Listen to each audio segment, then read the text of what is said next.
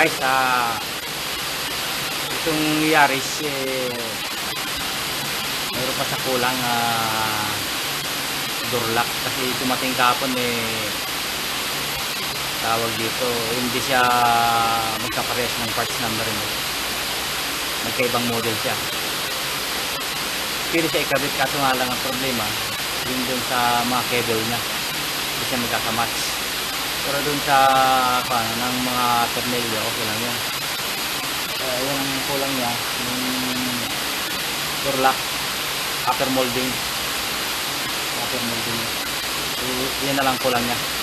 Baka mamaya dumating siya, abol ko na lang siya. Kaya gagawin pa ng mekaniko yan yung I-beam niya. Okay guys, kumusta lang kayo kung nasan kayo ngayon. Sana matapos na natin yung pandemic para tuloy-tuloy na tayo sa malawak tayo. Hello bye! Para hindi na tayo mahirapan. Okay guys, ako na lang. Next video. Bye! May dark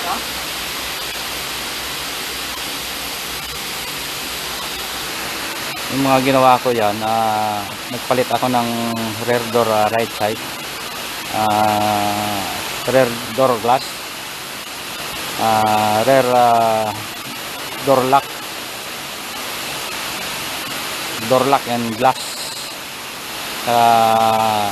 rear door trim, saka rear fender, rear bumper,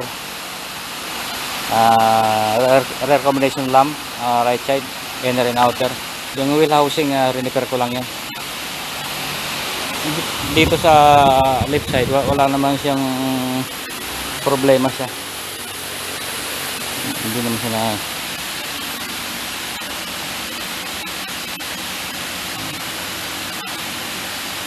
pero mamaya dumating yung kulang yung pyesa para yun na lang inaantay ko mahirap yung wala siyang available Japan pa ata kaya medyo matagal mahirap yung walang available dito nagkakakuha ng matagal yung ng pagdating ng pyesa.